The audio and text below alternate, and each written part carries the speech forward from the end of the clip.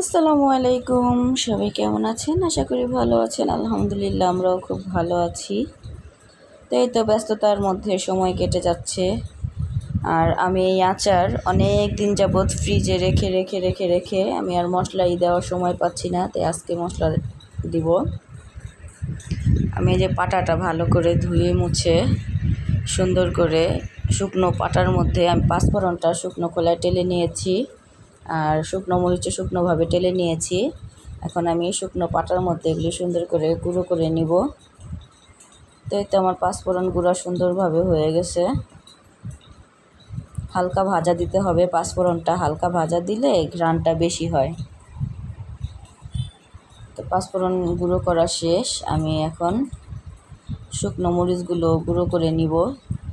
আসলে ঈদের ব্যস্ততার কারণে অনেক দিন 2-3 দিন যা শুকানোর পরে আবার ফ্রিজে রাখছি, এর মধ্যে ঈদ চলে আসলো। ঈদের ব্যস্ততা এই সেই এটা সেটা করাতে আর আমার আচার বেরও করা হয় নাই ফ্রিজ থেকে, মশলাও দেওয়া হয় নাই। তো এই যে আমি পাঁচফোড়ন গুঁড়ো আর শুকনো মরিচ গুঁড়ো দিয়ে এখন আমি ভালোভাবে মিশিয়ে নিচ্ছি।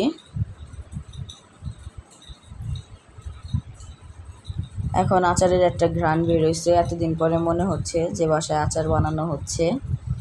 অনেক দিন ধরেই এই আচারের ভিডিও 2-1টা দেওয়া হয়েছে, যে আচার কাটা, শুকানো, জাল দেওয়া, 2-3 দিন জাল দেওয়া, কিন্তু মশলা মাখানো হয় নাই। তো ঈদ শেষ, ঈদের কাজকর্ম শেষ, এখন শুধু রেস্ট নিতে ইচ্ছে করে। তো ভাবলাম এখন যেহেতু সময় আছে আচারের মধ্যে মশলাটা দিয়েই দিই।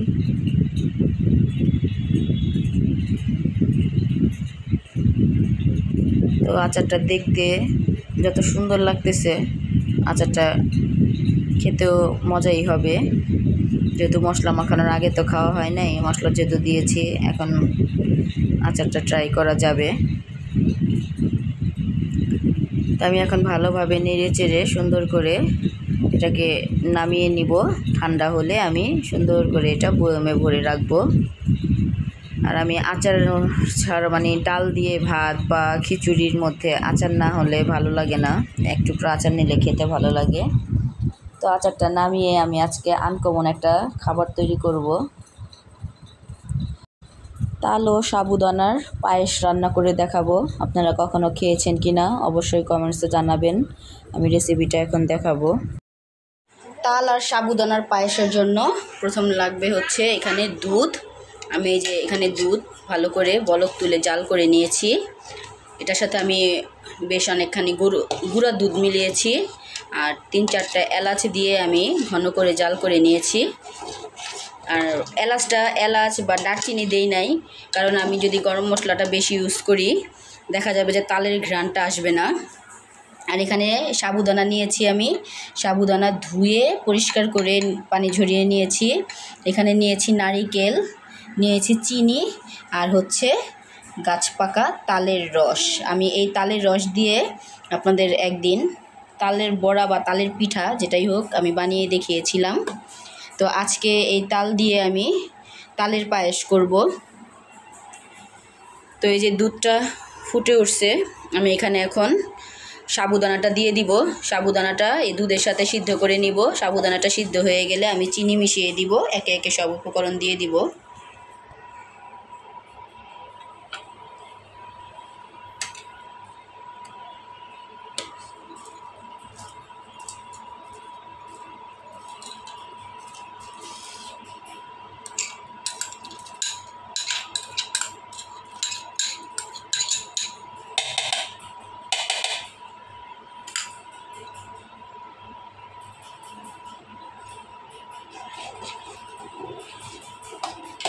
এটা এখন ভালোভাবে ফুটিয়ে নিব।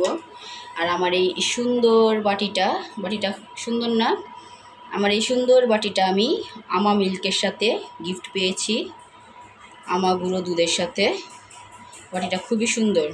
তো আমি ভাবছি একটা একটা করে এনে 6টা একবার এনে আমি একটা সেট করব। বাটিটা আমার খুবই ভালো লাগছে। থ্যাংক ইউ আমা মিল্ক এত সুন্দর একটা গিফট দেওয়ার জন্য।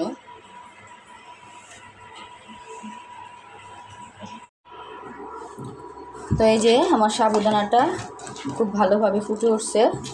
এখন আমি এটার সাথে পরিমাণ মতো চিনি দিয়ে দিব।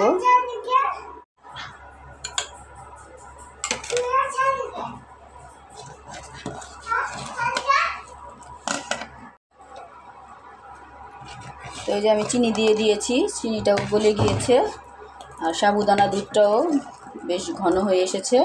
এখন আমি এটার সাথে এই যে নারকেলগুলো অ্যাড করে দিব।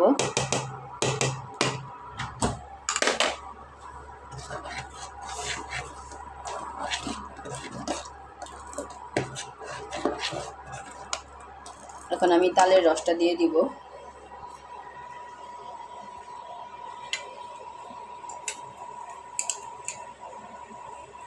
আমার তালটা ডিপে ছিল তো ফ্রোজেন করা, দিয়ে দিব, এটা গলে যাবে।